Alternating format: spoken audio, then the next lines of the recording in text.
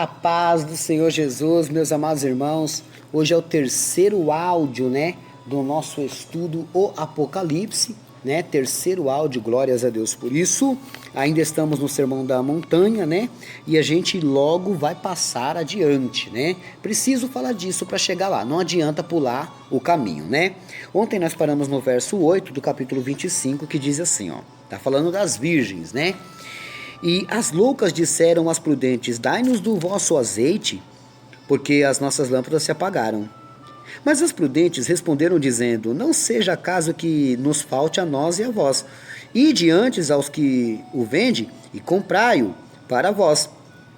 E tendo elas ido a comprar, chegou o esposo, e as que estavam preparadas entraram com ele para as bodas, e as que estavam preparadas. Pega isso. Para você que tem medo aí do Apocalipse, presta atenção que se você já se sente preparado, a gente tem que ser humilde. Eu não estou preparado ainda, eu preciso me preparar um pouco mais. Então, cada vez mais eu quero me preparar. Porque só vai entrar quem estiver preparado. E como eu um dia tive medo desses estudos, porque achava que esses estudos me amedrontavam da maneira que as mídias falavam do Apocalipse. Na verdade não é. É maravilhoso o Apocalipse. Nós vamos entender. Olha só. E as que estavam preparadas entraram com ele para as bodas e fechou-se a porta. E depois chegaram também as outras virgens, dizendo: Senhor, Senhor, abre-nos, abre-nos. E ele respondeu, disse: em verdade vos digo que não vos conheço. Vigiai, pois, porque não sabeis o dia nem a hora em que o Filho do Homem há de vir. Repara que ele está falando no Sermão do Monte da vinda dele, tá? Aí o sermão continua, ele vai falar agora dos 10 talentos, Porque isto é também como um homem que, partindo para fora da terra, chamou os seus servos e entregou-lhes os seus bens. E a um deu 5 talentos, e a outro 2, e a outro 1. E a cada um segundo a sua capacidade, e aumentou-se logo para longe. E ausentou-se, logo para longe. Então, cada um recebeu uma porção. Por exemplo, o pastor Alex tem uma porção de sabedoria, você tem outra. Quando ele voltar, ele quer ver isso um pouco melhor. Então temos que fazer isso crescer. E tendo ele partido, o que recebia 5 talentos, negociou com eles e granjeou outros 5 talentos. Por exemplo, com a minha sabedoria, além de eu ganhar a minha esposa, por exemplo, eu ganhei mais 1.000 pessoas. Ótimo! Da mesma sorte, o que receberá 2, granjeou também. Mas o que receberá 1, foi o que cavou na terra e escondeu o dinheiro do seu senhor. E muito tempo depois veio o senhor daqueles servos e fez conta deles. Por exemplo, Deus vai falar: eu te dei um dom, o que você fez com o dom? Eu te dei um dom, vou repetir, eu te dei um dom, o que você fez com o dom que eu te dei? Tá entendendo? Veja, verso 20.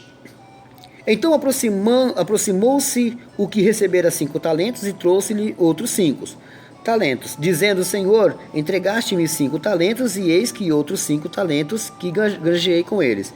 E o Senhor lhe disse: bem está, servo bom e fiel. Sobre pouco foste fiel, sobre muito te colocarei. Eles colocam esse versículo em outras coisas, que não tem nada a ver. Vamos lá. Entra no gozo do teu Senhor. Verso 22. E chegando também o que tinha recebido 2 talentos, disse: Senhor, entregaste-me 2 talentos, eis que com eles granjeei outros 2 talentos.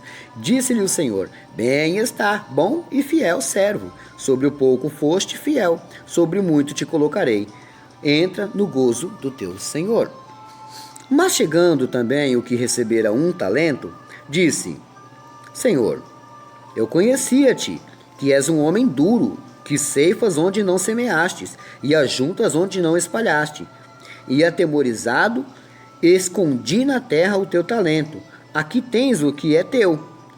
Respondendo, porém, o seu senhor disse-lhe: mau e negligente servo, sabes que ceifo onde não semeei, e ajunto onde não espalhei?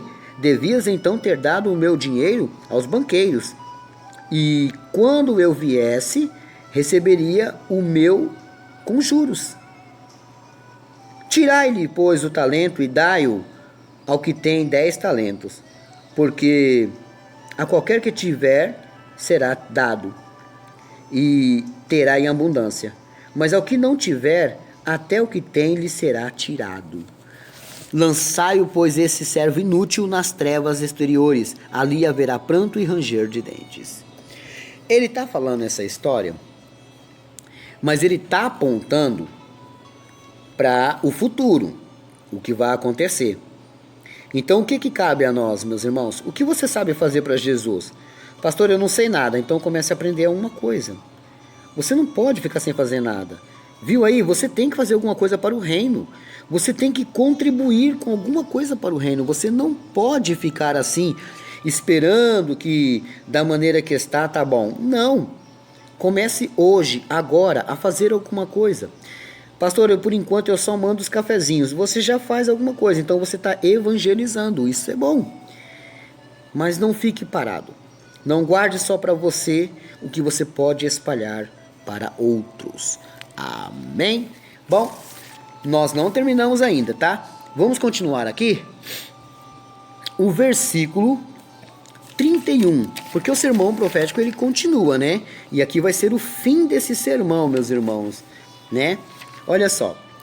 E quando o Filho do Homem vier em sua glória, e todos os santos anjos com ele, então se assentará no trono de sua glória. E todas as nações serão reunidas. Ele vai ajuntar todas as nações. Olha que legal. Não vai ter diferença, meus irmãos. Ele vai juntar todas as nações. Os italianos, com os americanos, com os brasileiros, vai juntar todas. Diante dele. E apartará uns dos outros, como o pastor aparta os bodes das ovelhas. E porá as ovelhas à sua direita, mas os bodes à esquerda. Então dirá o rei aos que estiverem à sua direita: Vinde, benditos de meu Pai, possuí por herança o reino que vos está preparado desde a fundação do mundo. Ele vai estar dando a entrada do reino para os que estão à sua direita, os que pagaram o preço. Porque tive fome e deste-me de comer, tive sede e deste-me de beber, era estrangeiro e hospedaste-me, estava nu e vestiste-me, adoeci e visitaste-me, estive na prisão e foste me ver. Então os justos lhe responderão, dizendo: Senhor, quando te vimos com fome e te demos de comer, ou com sede e te demos de beber? E quando te vimos estrangeiro e te hospedamos, ou nu e te visitamos? E quando te vimos enfermo ou na prisão e fomos ver-te? E respondendo o rei lhes dirá: Em verdade vos digo que quando fizeres ou quando fizestes a um destes meus pequeninos irmãos, a mim fizestes.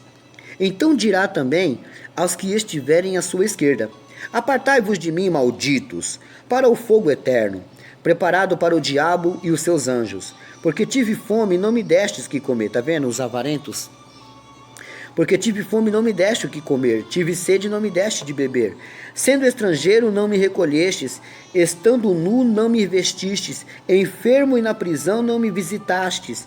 Então eles também lhe responderão, dizendo: Senhor, quando te vimos com fome ou com sede, estrangeiro, nu ou enfermo, ou na prisão, e não te servimos?